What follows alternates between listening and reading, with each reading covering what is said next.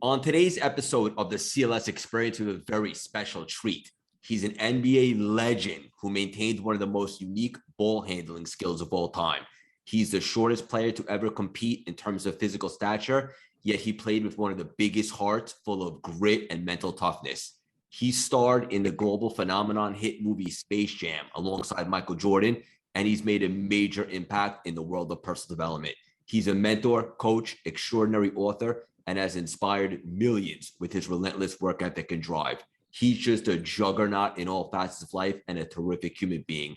Please welcome the iconic, dynamic, innovative, and electrifying, trailblazing Muggsy Bogues. How you doing, Muggsy? I'm doing good. How much that's going to cost me for that great intro? You liked it? That was awesome. I appreciate it. All right, good. I'm so happy I did good by you. It's funny because we were talking before. We probably could have chatted for an hour, but we wanted to save the juicy stuff for the show. Like I said earlier, the brand is exploding, but I'm a fan. I've been a fan of your work for quite some time. You inspired me personally, and I'm excited to share your story with the audience. I think for most of the audience listening, we're a little over 1 million now, is they're probably familiar with you. In case you guys are not, go check out his social media, go to his website, check out his books, see what he's all about. But what I like to do is, instead of diving deep at the beginning, I just want to have a great conversation. I think that's what's most valuable. Before we start, we're going to get a little nuts. You ready for me? I'm all set. Let's get nuts. Muggsy, what is your superpower? What is my superpower? Well, Space Jam has taken it away from me early on, but I was able to regain it back, and I got that vice grip defense that's always going to be super. Yeah, I love that. And that really comes down to effort, right? Effort is always the key. Confidence and effort, with those two pillars, it can carry you a long way. Ooh, Muggsy's got nuggets today. Confidence and effort. I couldn't agree more. And for the audience listening, like, that's valuable. It's universal for any industry. Absolutely. I mean, that's what it goes. I mean, once you put the effort into whatever you believe in, the confidence then takes over. Then that's where it all dictates to how the outcome will be. Love it. Couldn't agree more. Muggsy, what are some non-negotiables for you? Some non-negotiables. I would say anything with dealing with kids. Something in regards of not treating them fairly, not giving them a fair opportunity. And that's what inclusion. Anybody that believes that, that someone should have an opportunity, regardless of the color of their skin, should be given that opportunity. So those are my don'ts. I love that. It's great. Yeah. And I agree with you 100%. There's so many places we could take this conversation, so many things we could do. Obviously, I want to give a little bit of context. One of the things that I loved about you is, for the NBA, I don't think it's a secret, and I know you've used this term before, but it's the land of the giants, so to speak. But you were never intimidated to enter that arena, so to speak, even though you were a staggering 1 foot shorter than the average player at your time. Were you ever intimidated, or you kind of had played with an edge, so to speak? Well, no, I definitely wasn't intimidated. I just played with confidence. I played with confidence with like anyone else, and I believed within myself. And that may have a little edge because of the willingness to want to prove everybody wrong, showing that I belong on that platform just like anyone else. So once you have that understanding of who you are, what you're capable of doing, then sky's is the limits, because you are definitely the one that's in control. That's it. It's a mindset, so to speak, and like a paradigm shift. Absolutely. It's always going to come down to the mindset. Whatever strong-minded you are and how you believe in whatever that task may be, that's how it's all going to work out. This is gripping stuff. And for the audience, run that back, grab a pen and a journal. Your mindset will either make you or break you, so to speak. And everybody knows that, like, if you want to look good or be in good shape, you have to be physically fit. But what I think is overlooked, and I think what is most significant, it sounds like you agree, is being mentally fit. Oh, absolutely. And mentally fit is not just saying, okay, I do believe, and then all of a sudden you let the confidence start to waver. You never let it waver. You continue believing to the end, regardless of the outcome, because that's where it all stands. That's it. I love this. Muggsy, you grew up in the inner city. It wasn't easy. I know that. And correct me if I'm wrong, but I was doing my homework because I'm a fan. And obviously, I want to show this conversation the respect it deserves. You were shot at 5 years old. Is that true? Yeah, at the age of 5 years old, growing up in the inner city of Baltimore, you know, it was very challenging once you went outside your door. Unfortunately for me, I was at the wrong place at the wrong time. A fight had broken out. One of the kids took a rock and broke one of the store owner's window. He came running out of his shed. I ran out of the store, went straight to his shed and grabbed his double barrel shotgun and just started shooting the neighborhood. Fortunate enough, the bullet missed my head, but unfortunately, the buckshot hit my arm, my leg. And from that moment on, I believe that's where my journey began because the mind, as we talked about earlier, it started to become more stronger than ever. The words that people used to say about my size didn't matter anymore. That's right. Because you had a new perspective, right? Because you were shot. Two things. And number one, for the audience that's listening, is like, what does that mean, buckshots? How would you explain that? And also, after being teased and also being shot, it kind of puts things in perspective, right? I don't care about that person's words. I've been through a lot tougher. Absolutely. Once you go through a dramatic experience like I've endured in terms of being shot and buckshots, which you was talking about, those come out of the bullets of the double barrel shotgun. So you got a bullet, then you got the pellets that's inside of it, and those were the ones that hit me.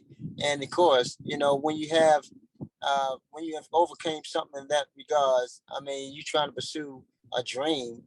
Words was the least of my worries. You know, no one could tell me or pick on me about my size. It all came down to the skill set, and that's what I mostly focused on. And you relied back to your training, so to speak. I love that. That's what you have to do. And I had a blessing along my way, which Mr. Leon Howard, who gave me that opportunity to learn the game at a high level, to become a student of the game and understand my size and how I could be impactful on both ends of it. That was something that really relished and soaked in for me. Yeah, absolutely love this.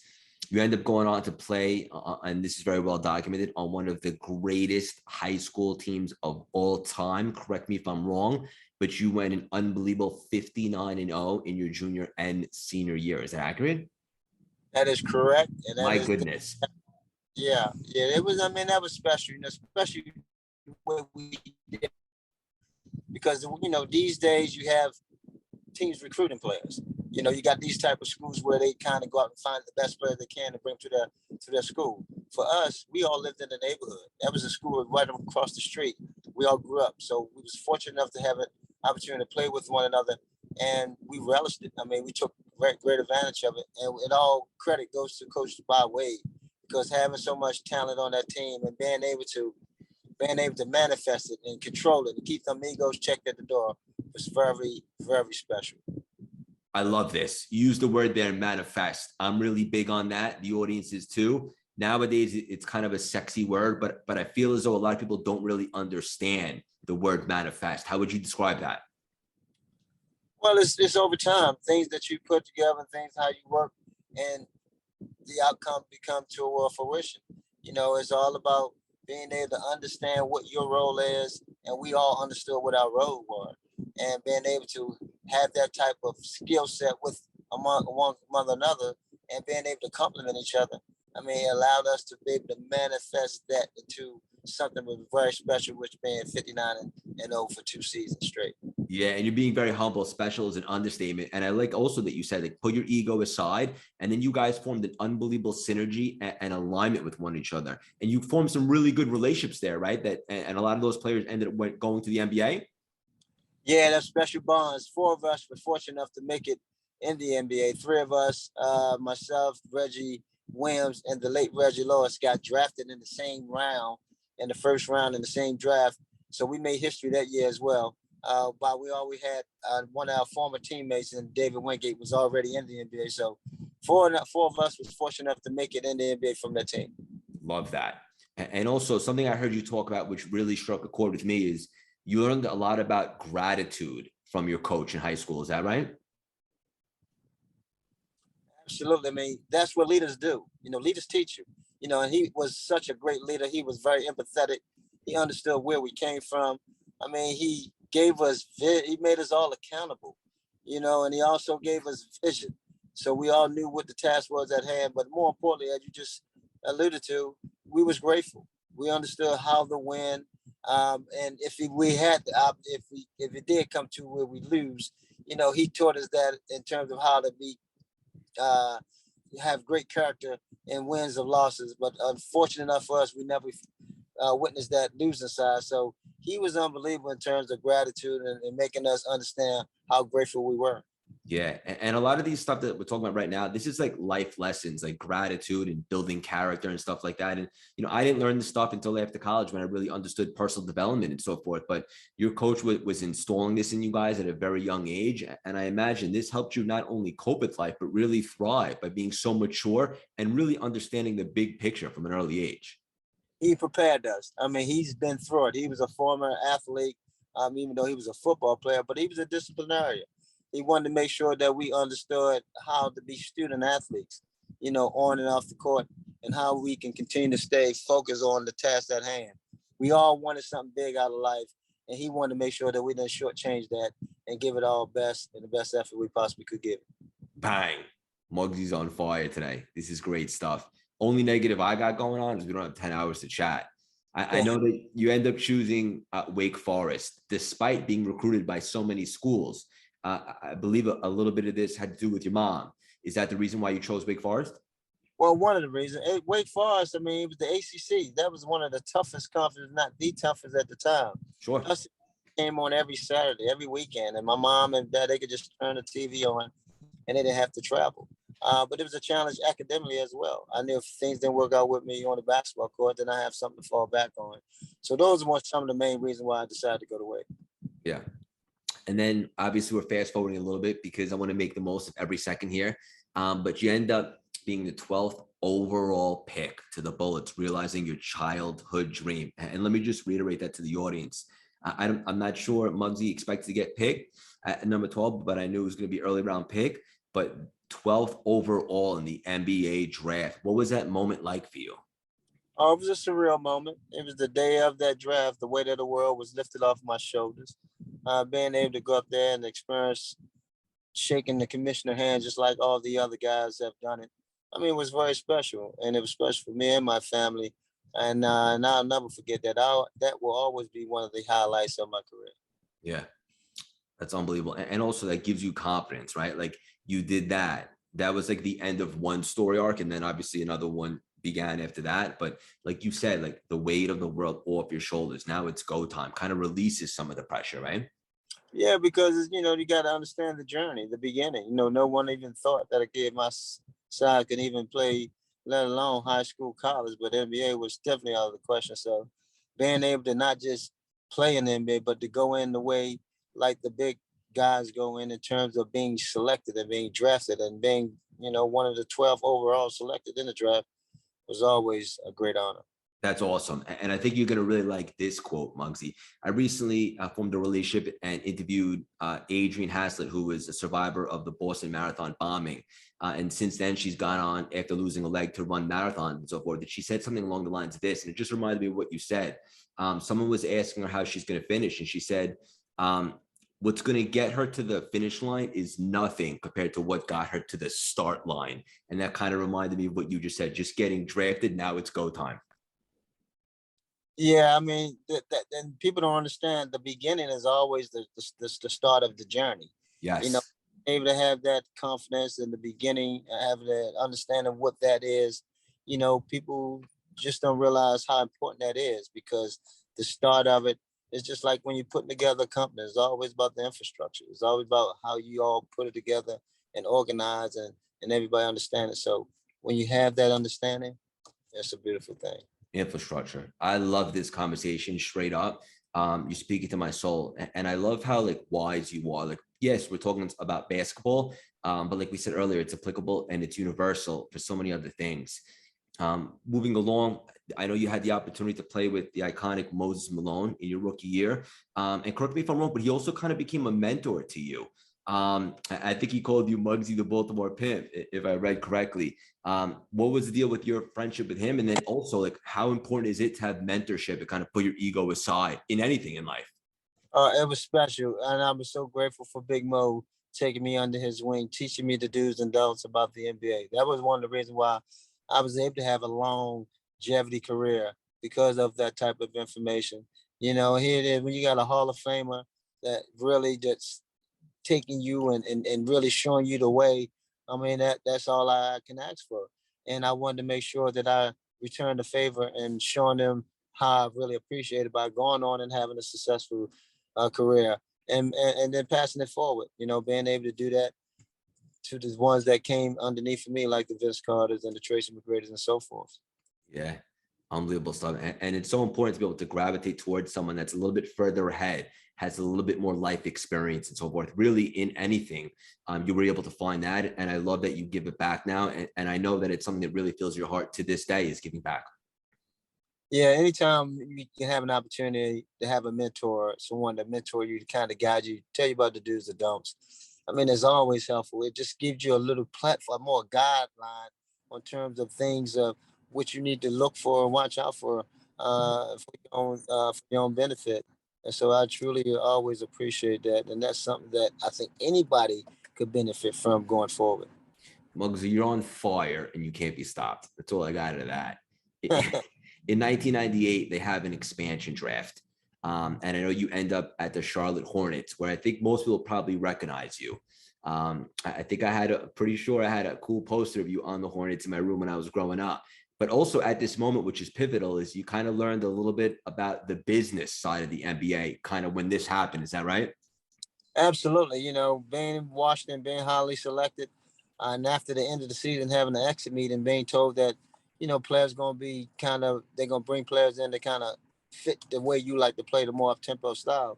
And then by the time you got home to your apartment, you get a phone call from your agent saying that the Washington Bullets are no longer going to protect you. They're going to let you be exposed to the expansion draft. And, of course, I was pissed at the moment because just leaving here and words that you was going to be part of an organization and then hearing that you're no longer going to be part of that organization. It pissed me off.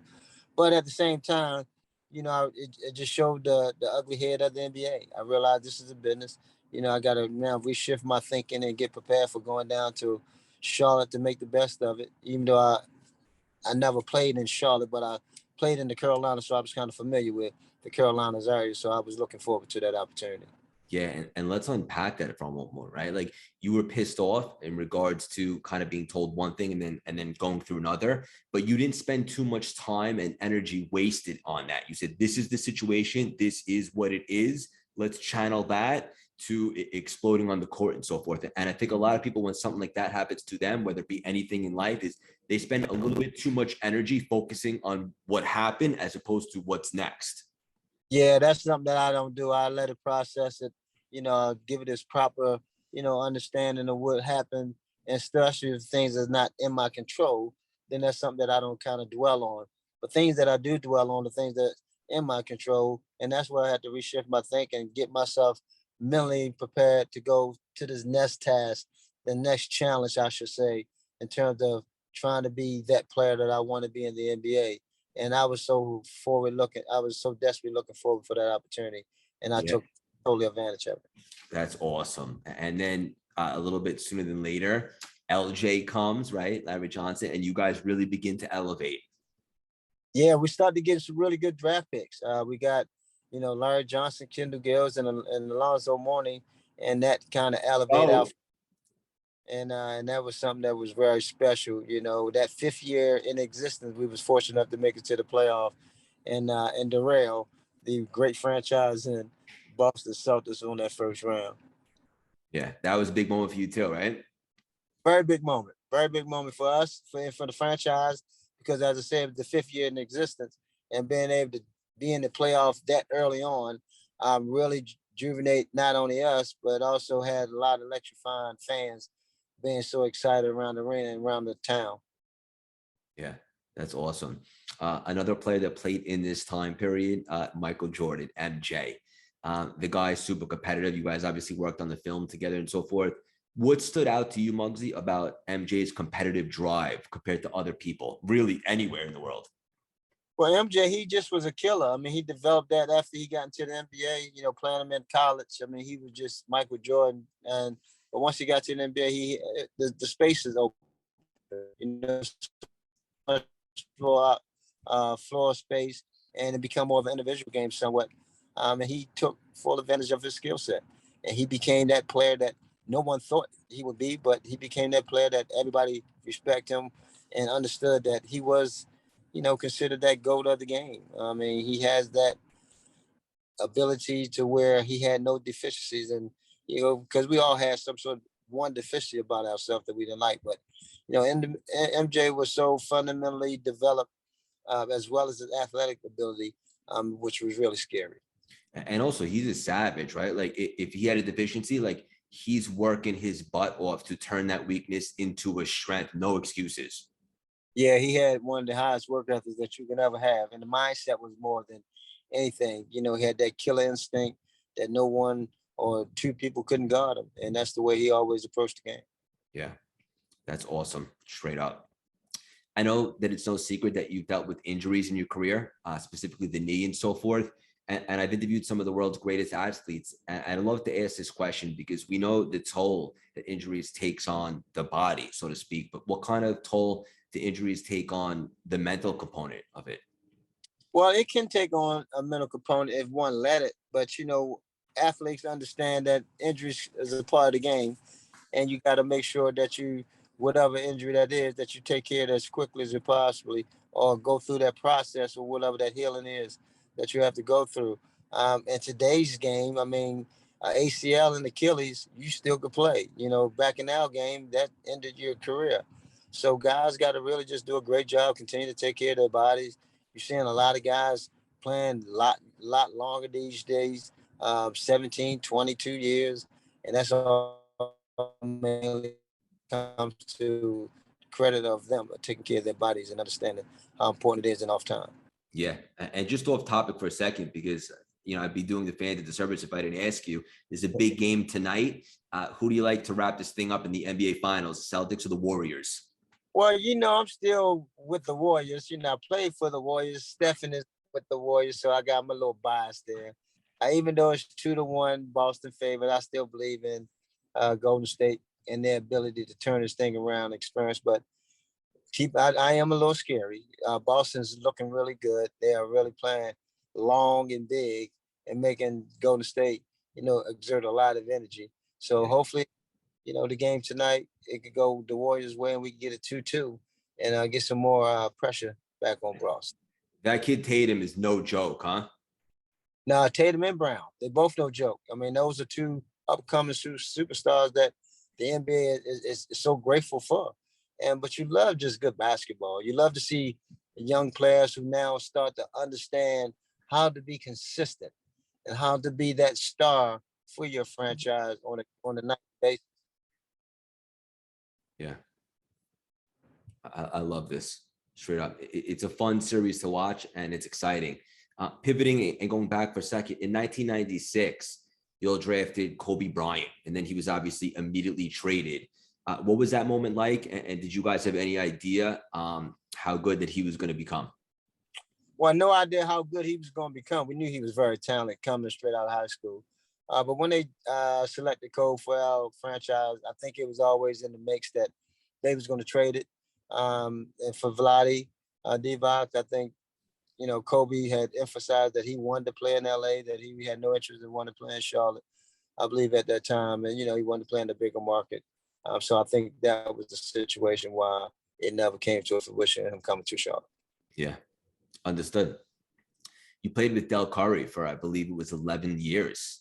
You saw Steph running around in the gym, playing ball so young and so forth. What was your relationship with like Del? And did you ever have any idea that Steph would become the shooter that he is today? Well, Del and I, as you just alluded to, we played 11 years together, and I've been knowing Del since college. And Steph and our kids always just love to be in the locker room, come around and shoot the ball, play with the ball. They were gym rats. But no one knew Steph would be turning out to be the player that he is today. As you say, giving him that little playing around at the age of 4 in the locker room and not even knowing that you're doing that to the best shooter that ever laced it up in the NBA. Yeah. But it's so gratifying to be witnessing it. Him and Steph are having an unbelievable run right now, and I'm just so thankful to be able again to be witnessing what they've done. And you got to credit Sonya and Dell for the great job they've done with their kids. 100%. That's where it begins. I love this stuff. Sure, this is an awesome conversation, and I appreciate you getting vulnerable and really diving deep and giving us some access to the game, especially around those times. You also played with a very young Vince Carter and T-Mac, like you alluded to earlier in the conversation. What was up with those cats? Were they beasts right out the gate? Was it very obvious? Oh, absolutely. You saw the young talent that they had early on, and you knew they was going to be stars. You just wanted to make sure that they understood and stayed grounded in the process, and that's exactly who they are. They stayed grounded throughout the entire process. The 22 years Vince has played, and probably 17 for Tracy. I mean, it was remarkable to see the journey that they had and they took amongst one another. Playing with both of them was special. I mean, you could just throw the ball anywhere and they was going to go get it. But it was great for them at the moment and doing that early on that time because they treated and they respected the veterans in their life. And they talk about it all the time, how we impacted their life at an early age, taught them how to be true professionals, how to come to the game and how to approach the game. So that's something that they always credit us for. We're so grateful to be getting that honor because that's something that we wanted to get across to them, to be that type of player then as well as that type of person. Yeah, it's so cool, Muggsy, like the different generations that you played with, right? Like you played with MJ and them, and then towards the end, obviously, with Vince and T-Mac, so Kobe and so forth. Your career ends up being finished, I believe, in 2001, and you're the top 25 all-time in assists. You stepped away from the game primarily because your mom was battling cancer, I believe. Tell me if that's right. And it's something that I can relate to because right now my pop's battling cancer and it sucks and it's no fun. I want to be there for him as much as I can. Absolutely. Yes. That is the main reason why I left the game. My mom was going through her ordeal in 2001. I had 3 years left on my contract. And, that became, less important. She seen my last game. She was with me all the way from day one. And when she lost her life, I just had the energy to go back out there anymore. Um, Thankful for Mark Cuban, who had owned the team at the time. He honored my contract and just took me off the books and paid me all the way up to 2004. So I was so grateful and thankful for that. But it's nothing. It's nothing like losing moms, and nothing like that's the cord that we got cut from, and that always be something that will stay with me throughout, even to this day. Yeah, that's awesome. And Mark actually sponsors the podcast, so there's a lot of synergy there. But yeah, you definitely made the right move, and family at the end of the day is obviously the priority. So I appreciate that very much. You had so many cool moments from your career. What was the biggest takeaway? Not necessarily the best moment, but like what was the biggest takeaway of your career? Just the bonding, the relationship that you was able to endure throughout. I mean, that was special. That's what it all comes down with. The guys that you went to battle with, and you shared the ins and outs in terms of with your family and some of your highlights or some of your low moments. Just being able to have those experiences with those guys and those special bonds. I mean, that's what it was all about for me. And now we all move on and continue to live our life in a different fashion, but at the same time, we still got that same love and care and affection for each other, for each and our families, and that's what always will make it that much special. Yeah, that's awesome. A guy like you with the competitive drive, and I know you just wrapped up a round of golf. You obviously always looking for that next thing that kind of lights you up. So what is it this day? Like, what are you really excited about right now? Well, I'm very passionate about my foundation. My foundation, the Muggsy Bogues Family Foundation, where we provide scholarship for at-risk youth and feed the community, trying to give them a better life going forward. So we're trying to make sure we, provide these kids and these families with opportunities where they ain't got to worry about, some of the things that they have to, that's challenging out here in terms of putting food on the table or putting gas in the car, and kids that have an opportunity to not have debt when they leave school. And we focus more or less on the 2-year trade skill kid that can go and work right to just trade school program. CPCC is our school that adopted our program, that partner with us, and where they can actually go and graduate in 2 years and be certified and get a job right away. So that's something special to us. And of course, just continue to go out here and run my basketball camps that inspire these kids to be the best version they can be. Yeah, you still play ball? Not much, not run up and down, in the backyard, a little shooting horse game. That's about it. I love it. I have to ask you this before we wrap up, Muggsy. I think it was 96. You took part, in my opinion, one of the greatest sports movies ever, Space Jam. How did that come about, and what was it like filming it with all your friends and all those icons? Oh man, it was a blast filming with the likes of the Michael DePatrick, Larry Johnson, and Charles Barkley and the crew. We had some Sean Bradley as well. We had so much fun. I mean, not knowing that it was going to turn out to be such an iconic movie, but we just had a blast just being able to be on that type of platform, interacting with one another with the Looney Tunes, and just saying, just having fun with the game. And so, again, those opportunities, those moments, man, was something always be at the top of my, my thought process and my memory bank. And that movie will last forever. Kids, generations, such a classic. From what I understand, there was a lot of crazy pickup games going on during filming and so forth, but you were a little bit injured. You couldn't really partake. Is that right? That is true. I had surgery right afterwards, Chicago series, and I had to kind of sit on the sideline and watch them, go out there and have so much fun. They built this amazing tent for Michael while we were shooting Space Jam. They had a basketball court, they had a driving range where he can hit his golf ball, weights, and all sort of things. But all the guys came out and played. Reggie Miller's, the Pooh Richardson, the Magic, all them guys came over to play basketball, and it was such a great opportunity to watch everybody, go up and down and have some fun. That's it. Muggsy, there's so much talent today in the NBA and so forth.